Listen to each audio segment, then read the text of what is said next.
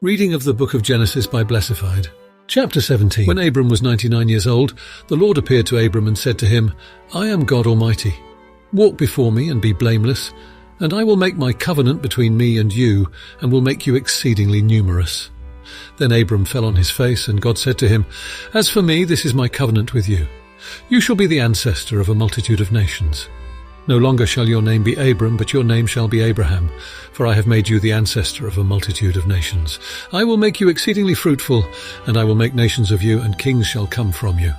I will establish my covenant between me and you, and your offspring after you throughout their generations, for an everlasting covenant, to be God to you and to your offspring after you. And I will give to you and to your offspring after you the land where you are now an alien, all the land of Canaan for a perpetual holding, and I will be their God. God said to Abraham, As for you, you shall keep my covenant, you and your offspring after you throughout their generations. This is my covenant, which you shall keep between me and you and your offspring after you. Every male among you shall be circumcised. You shall circumcise the flesh of your foreskins, and it shall be a sign of the covenant between me and you. Throughout your generations, every male among you shall be circumcised when he is 8 days old, including the slave born in your house and the one bought with your money from any foreigner who is not of your offspring.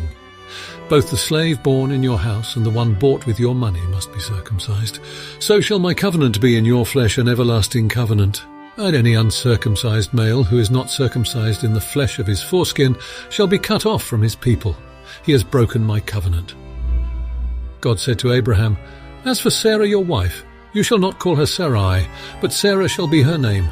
I will bless her, and moreover, I will give you a son by her. I will bless her, and she shall give rise to nations. Kings of peoples shall come from her. Then Abraham fell on his face and laughed, and said to himself, Can a child be born to a man who is 100 years old? Can Sarah, who is 90 years old, bear a child? And Abraham said to God, Oh, that Ishmael might live in your sight. God said, No, but your wife Sarah shall bear you a son, and you shall name him Isaac. I will establish my covenant with him as an everlasting covenant for his offspring after him. As for Ishmael, I have heard you. I will bless him and make him fruitful and exceedingly numerous. He shall be the father of 12 princes, and I will make him a great nation. But my covenant I will establish with Isaac, whom Sarah shall bear to you at this season next year. And when he had finished talking with him, God went up from Abraham. Then Abraham took his son Ishmael and all the slaves born in his house or bought with his money, every male among the men of Abraham's house, and he circumcised the flesh of their foreskins that very day, as God had said to him. Abraham was 99 years old when he was circumcised in the flesh of his foreskin, and his son Ishmael was 13 years old when he was circumcised in the flesh of his foreskin.